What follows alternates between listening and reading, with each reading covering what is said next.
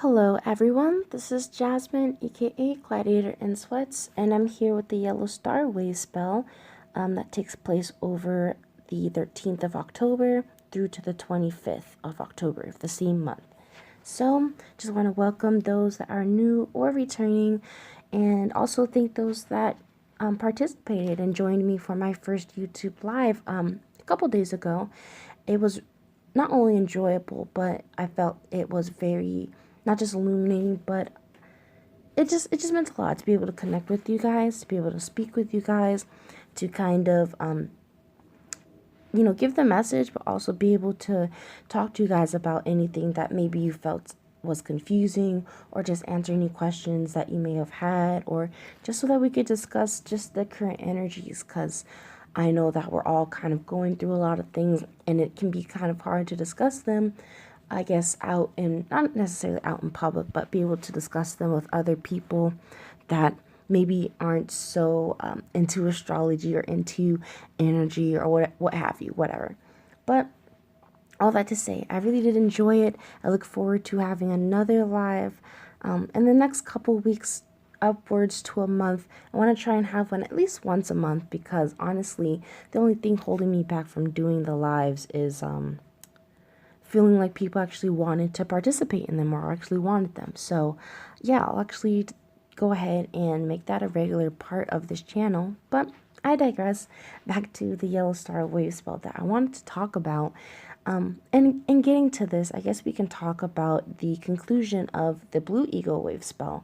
And as we had talked about over, the past 2 weeks of this wave spell, we were understanding and coming to a higher understanding, or more expanded understanding, if, trying to break out of this, like higher or lower. It's really, there's this expanded knowing, expanded understanding of the grand picture that's in play. All of this tapping into this plutonic energy of oneness, of coming, of not just oneness, but there's this having to remove judgment, having to release judgment, judgment of others, judgment of ourselves, having to acknowledge the vision that is here and working with it as it is, really being able to see the play, being able to see the story from not necessarily, again, a higher perspective, but just from a more true perspective, from the perspective of the writer, more so, if you will. And so, as we're coming into this Yellow Star Wave spell, I feel this is about us acknowledging that not just that the knowledge is within us, but moving from this Blue Eagle Wave spell, there's this surrendering and acceptance in this knowing that it is all within us, as we come to acknowledge. So I'll go ahead and just read the oracle readout for this Yellow Star energy, and we'll go from there. So as always, the 3 keywords for the Yellow Star is beautifies, elegance, and art. And all of this for me speaks of this Libran energy. You can kind of correspond it to that, but I really feel here there's this essence of recognizing that excuse me, that all is art, ultimately, that all is elegantly and divinely aligned how it is supposed to be, and accepting who we are as we are in this present now, and working with what we have in this present now. And so the star is supported by the monkey, which is magic and illusion play, challenged and strengthened by the mirror, which is meditation and reflection, and receives hidden power from the Skywalker, prophecy and wakefulness. And so here, what I feel very strongly, again, with this magic and illusion, talking about this monkey and being supported by it, and also I feel this is even resonated with the photo that I posted on Instagram, of this passage from a book I've been currently reading, and about us really acknowledging that the illusionary essence of this experience, of this reality, is not ultimately here to thwart us. It's not here to in ways it is meant to cause some sort of frustration, cause some sort of friction. But ultimately what I'm getting at here is that this is all here ultimately playing for us. Even these so-called dark forces, negative feelings, entities, all these different names we have for this darkness, for the shadow, all of this is all here working for us, even if it doesn't appear so, from this level of awareness, from this level of perception. And I also feel this, it resonates with this challenging of the mirror, being challenged by our reflections, being challenged to see the inherent reflective nature of our relationships and of our interactions with our external reality, and being able to come to a place of stillness, because it is in that stillness, it is in neutrality where you're able to break away from that, dualistic way of seeing things. Just like in a mirror, the only way that you don't get a reflection if there's nothing there, if there's complete transparency, if there's no, and it's not nothing, it's really no form. And so again, I feel here there's a breaking of the forms, the breaking of the structures in the many ways that we have been currently engaging with them, whether it is our governmental structures, or just like our on the grand scale, or whether we're coming down to the more local or more nuclear with ourselves, with our own personal relationships, our jobs, our families, our interactions with the world through our social media, whatever it is, whatever ways in which we're having these interactions with something outside of ourselves. And with this Skywalker, this hidden power, I feel this is about being, not just being wakeful, as I had mentioned with the Skywalker, but I feel this is about us tapping into and bringing in this hidden, or not necessarily hidden, but this inner knowing of the dream, this hidden knowing of not just being in between worlds, but of knowing that there's a coming in, there's a transitional change coming in, and that it's kind of destined, that it's all part of the divine play. And that's ultimately what I mean when I even talk about things that are destined or whatnot. It's about the fact that the outcome, rather, as opposed to like how it happens, the details of how we get to something, or how an outcome manifests, is not all that relevant in this particular conversation, but of knowing that there is something that is unfolding here. So yeah, that's really what I feel here just with this wave spell, and even going into just the harmonics and the codons for these coming weeks. What I do want to focus on, though, is the codons, because I do want you to see the harmonics. There's this formulating the free will of radiance. We're expressing our intelligence of our intention, and self-regulating our universal fire of presence. So the codons here we have is way of wielding power ascends to heaven, then way of wielding power descends to earth, and then the tree is informed. So the way that I am seeing this is almost like, not even almost like, just like a computer. I'm seeing this like a data package being sent like up the line of a network, in order to kind of get the grander picture of things, and then coming back down to like the PC or the device in order to inform, not necessarily just where it is like update wise, but really what is it, where is it coming into being, what is its purpose. And that's really what I feel here. Even when we're talking about the yellow star, which I'll talk a little bit more about it in another video, where I'll read some of the passages from my book, and we'll go into it a little bit more in depth as far as, what does this mean for us, especially when we're dealing with the shadow energies relating to this. But really, I do feel this, all of this energy, all of the astrology, really hinting and noting towards this evolution of who we are as a collective, not just as individuals, of us awakening this new knowing as well. Almost just like not just almost, but it's a collective shift. But I feel this as shift that many of us are not going to be able to ignore, or not just ignore, but where all of us are feeling it. Those that would say that they're spiritual, or those that would not. And even those that would claim that they're not spiritual, if we really get into the nitty gritty, are actually more spiritual than are willing to say, or maybe even able to see. But that's a whole nother topic.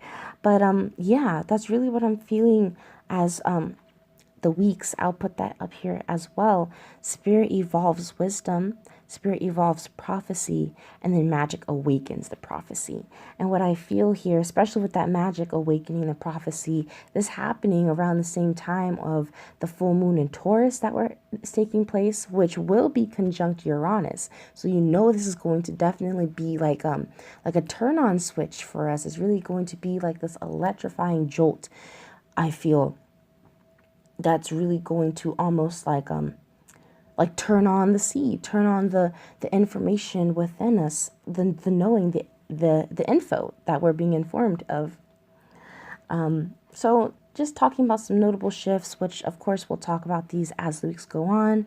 We're not going to get into them and break them down here, but we have a lot going on. We have Mercury conjunct Venus in Scorpio tomorrow, actually, which is also the same time that the white dog season begins, which I'm definitely going to enjoy talking about that, as my galactic signature is a white dog. So I definitely resonate with this energy, and definitely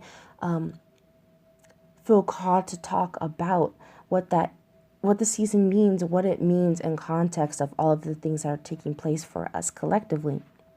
But we also are moving into Scorpio season officially. We'll have Sun opposite Uranus, which will, this will be the beginning of this, Uranus activation when we have the full moon in Taurus. And then right after that, we've got the very last day of the Tolkien, the very last day of this galactic spin of the 260-day Tolkien. So even here, I feel there's this closure. There's all of these like symbolic closings, all of these symbolic endings and conclusions, bringing us into not just a new beginning, but it's really like erasing. It's not just like starting a new book where you're having a sequel. I feel this is like, all right, we're ending this series. We're ending a series, and we're moving into a whole another story, moving into a whole another arc.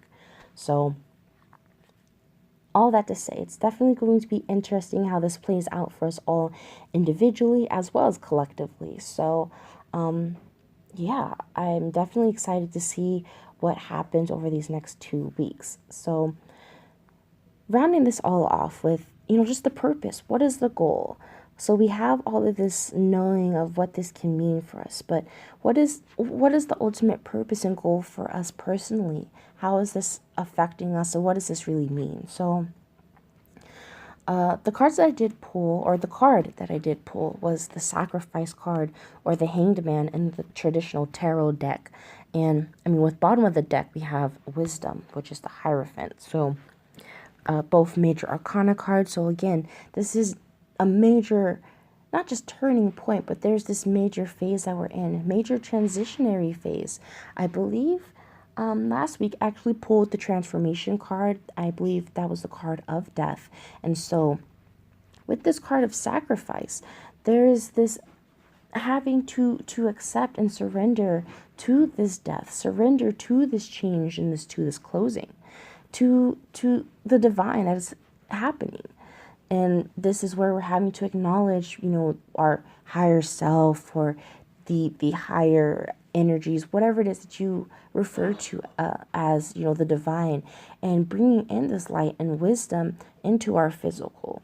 There's this journey back to our inner knowing, back to what it is that we truly know and believe for ourselves, for what is true and necessary for our own individual paths and journeys. And I feel, again, there's this receiving of an updated wisdom, releasing old dogma and teachings even. And through all of these things that are challenging us to release and challenging us to take a different perspective, I feel the power of gratitude is highly, not just important or relevant, but necessary in this process, and being accepting of what is going on. And it's not necessarily saying that you are not to have your perfectly healthy and normal reactions of grieving, things that make you sad, or, having your grieving process. It's not about, bypassing that and being like, I have no reason to be sad. I don't have to be sad, or I shouldn't be sad or upset or any of this. But it's about, there's this graceful path being opened up to us to be grateful, to be accepting, to really acknowledge what's going on, because the ego, or just us on this view, we're not able to see all of the different parts that are going into creating what it is that we not only desire, but what it is that we most need in our lives, in our path. And so there is a need to surrender, not necessarily power, but it's really a surrendering of knowing, because we don't know. There's this part of us that wants to know everything, that and it makes sense. Again, the fear of uncertainty, the fear of not knowing, is something that definitely can freeze us and keep us stagnant in many ways, which I've talked about. I believe in the last video, or at least in the last live, I've been talking about recently at the very least. And so I'm feeling there's this opening ourselves up to grace, really opening ourselves up to the subtle energies of gratitude, of recognizing, how every little thing, everything that we get upset about or angry that didn't work out, how everything, even if it's not like a grand thing of, oh, that kept you from getting into an accident or whatever, that everything ultimately unfolds to play out the story that most needs to be played out in the way that our soul desires it to. So this calls for us to reflect and meditate, as I mentioned, even with the mirror, which is our challenge to pause, to rest, to sit still instead of reacting or moving away from the seeming threat. And an analogy, or a way of looking at it that one of my teachers discussed was, because I know nothing about wolves. We don't really have wolves where I'm at, or what she was ultimately discussing was just two animals that they're in contact, right? And so when either animal is kind of like unsure what the animal in front of them is going to do, they're kind of at a standstill. And sometimes you can even see them circling, because they're just trying to see, okay, trying to get closer and closer to each other without actually like acting. They're just like eyeing each other out, measuring each other up, seeing, what are they going to do? Are they as big and bad as they seem? That's really what I feel here. There's this circling of our fears, of our quote unquote blocks, of all of these things that supposedly hold us back. And being able to look at them, even from the grand picture view, like the Blue Eagle perspective was asking, or really encouraging of us, so that we're able to see a different view than our usual. We're able to perceive things from a different way, instead of perceiving it immediately from a space of, I need to block that out, or I need to look for a way to immediately end this. Because I guess just to kind of talk about it and how I'm seeing things even play out in a lot of our spiritual communities, or not just spiritual, but just in our communities in general, of this idea of of blocking and all this stuff, which that has its purpose and its place, because I do understand and see that a lot of the things that we do come in interaction with, or call in, or however way you want to look at it, it can be hard for us to deal with. It can be triggering. It can be intense. And what I'm really feeling now, though, is that this is not necessarily the time about blocking. This isn't, and not just blocking, but it feels counterintuitive to talk about blocking of energy when we're talking about seeing things from a different perspective, of acknowledging the different purposes and truths to the darkness. It again, there's this inherent, not just inherent fear, but it's all even woven into even the ways in which we talk about spirituality in many of our communities, because it's like, how are we discussing, acknowledging our shadows, getting in touch with the darkness, and not just that, but all of this talking about us integrating it. You cannot integrate what you block. You cannot integrate what you deny, what you refuse. And so, and all of this refusal and all of this blocking, the way I see it is just those that feel that they're not ready to acknowledge their truth, or not even just not ready, but they're afraid of their truth. They're afraid of what is true, because we're often usually afraid of it because of things that we've been told or what we've been taught, especially when it's about, what's right and wrong, what does a good person do? A good person doesn't act this way, or a mature person doesn't do this, and just all of these things that we tell ourselves and we tell each other about how we should be acting, when, again, this is about us coming into our authentic self. We cannot fix anything, or if we want to, come from this place of fixing, we cannot change or fix anything if we do not acknowledge something needs to be changed. And so that's really what all of this is about. All of this refusal to look at ourselves with an honest, more neutral perspective. And whatever has to happen to bring us to seeing things from that perspective, I feel is what's going to happen. So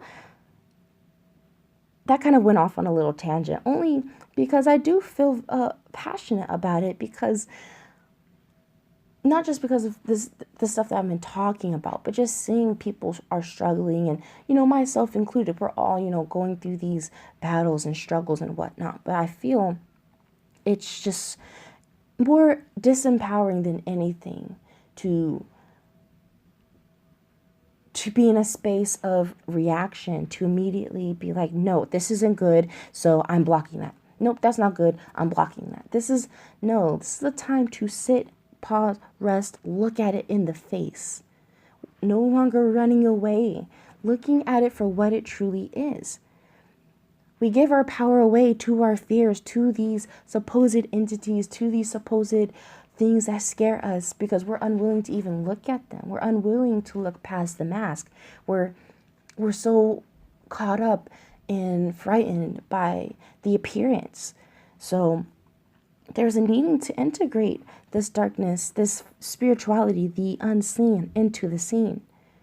Healing our past, which is even healing our relationship to the darkness, healing our relationship to these, less desired emotions and experiences.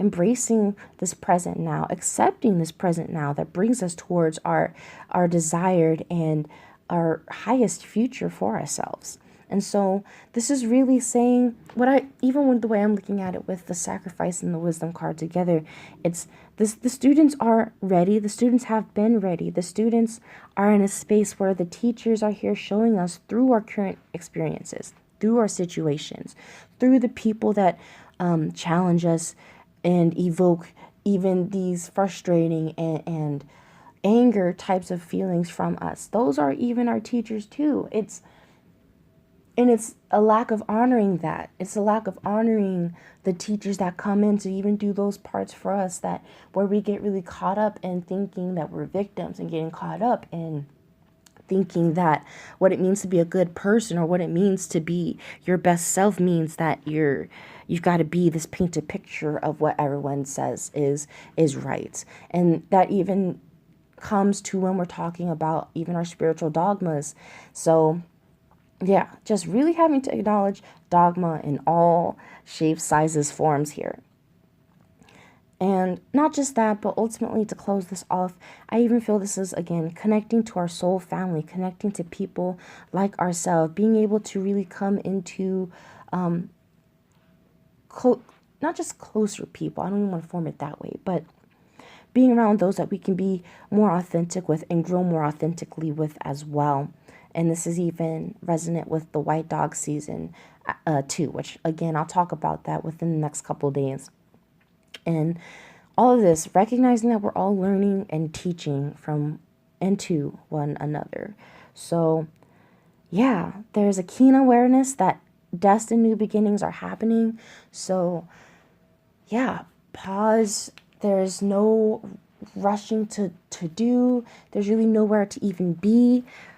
Right now is what's important, the present, what is happening in this present now. And so, yeah, I think that's really it. So, thank you so much for tuning in. As always, I'm so appreciative and glad that I'm able to hopefully bring some sort of clarity or insight to what's going on, because even as I'm presenting these Wavespell overviews and talks over the astrology and whatnot, and even the way that I view things and how I feel it makes sense for me, it's still, a struggle for me. I'm still in the experience, in the game as well. And so it's never to really come from the space of like knowing, because I think that I think that what people may think is that there's a certain point in which you know enough, and then your fears go away. And really, in my experience, that's not necessarily how this is happening, or how it has happened for me. There is a learning of trusting in the universe, and trusting in source, trusting in your higher self, whatever name you give, or even just for your own inner intuition. If you don't believe in, a higher source, or whatever you want to call it, even if you are just wanting to rely more on your gut knowing, which is that divine source of info. But I digress. All of this is coming through experience, through having to learn, and sometimes it's through trial, and sometimes having to fall and fail, through making errors. And we have to be unafraid of making errors. We have to be unafraid to get dirty in the game, which is honestly, I feel, one of the things that I observe is that there's a level of self-hate that develops when some of us begin these journeys, and we start learning about ourselves, when we start connecting and resonating with the stars and the planets more, and connecting with, like, quote unquote, extraterrestrial energies and things like that. And there can come a time where we disassociate so much with being human and being a part of this world, to where now we're like wanting to run away to a whole different world, or we're expecting this current world to transform into, a peaceful, positive utopia. And it's just like, it's not even about it not being realistic, but it's like, that's not, what would that teach us if it was perfect? What would we learn? What would we really experience?